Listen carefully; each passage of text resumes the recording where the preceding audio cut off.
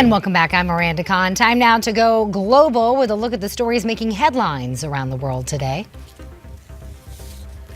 And we begin with a Brazilian soccer legend, Pelé. He remains hospitalized following prostate surgery. Doctors say he's in stable condition. The 74-year-old has been hospitalized twice in the past 6 months.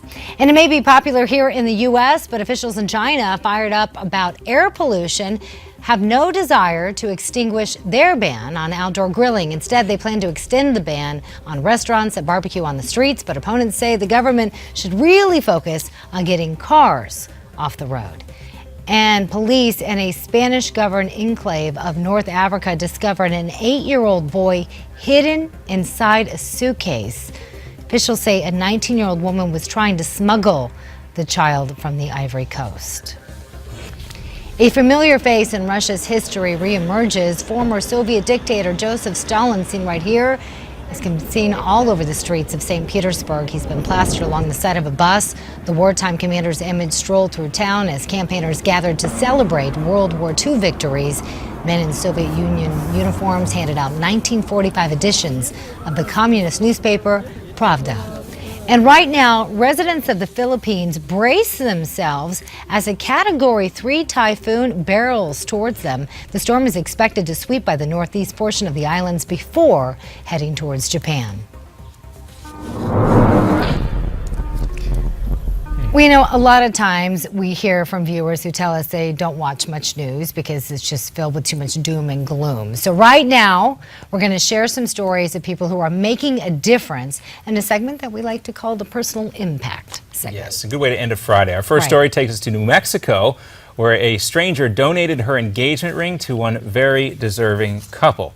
Josh Michaels and his girlfriend, Laura Atkin, got engaged around the same time that Josh was diagnosed with stage 4 cancer. His money goes towards paying his medical bills, and he cannot afford a ring for his fiancée. The unidentified woman found them through social media and gave them the $21,000 ring, telling the couple she hopes it brings them happiness. Josh says it's the little things like this that keep him strong. Although I wouldn't say that's little, that is quite a gift. $21,000, good for her. Yeah. That's got to come back to her, right? Yes, let's hope so.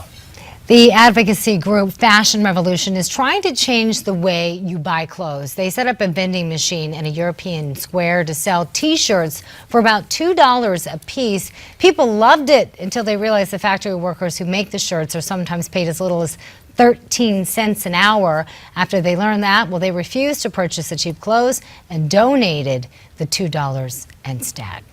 Like that little lesson there, right? There you go. Yeah. 1 in 4 middle and high school students report being bullied online at least once. A new smartphone app may change that. It's called Hyper, and users share pictures under specific topics instead of sharing pictures on their personal profile. The app's creators believe this will cut down on bullying because negative comments get downvoted and eventually disappear. Users can also post anonymously so they can be more open.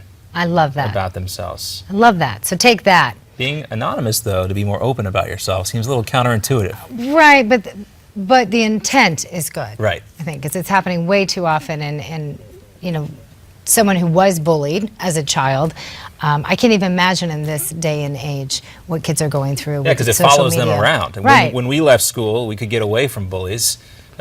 Nowadays, kids, it follows them around online everywhere. So good for them for being proactive. Singer and actress Miley Cyrus, you know, she's well known for those wild child antics, as some would call them, but now she's creating a nonprofit group to help homeless LGBT teenagers. The organization is called the Happy Hippie Foundation, and money will go towards creating digital support systems for teens who identify as LGBT. The group is also raising funds for My Friend's Place, a homeless youth shelter in Los Angeles. Cyrus is working with other singers like Joan Jett, love her, to raise money.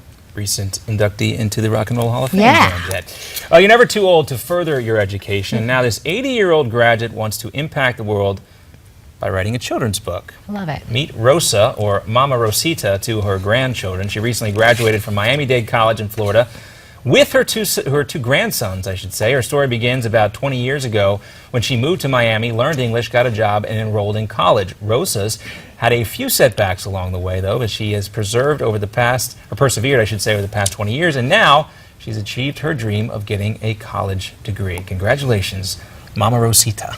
Good for her. See, doesn't that make you feel better on this Friday now? All these people accomplishing things. I find it very inspirational. I think it's important, no matter what your end goal is to always continue to learn, and whether that's in a college setting like that, or taking continuing education classes, or even painting classes, whatever. Keep that mind sharp.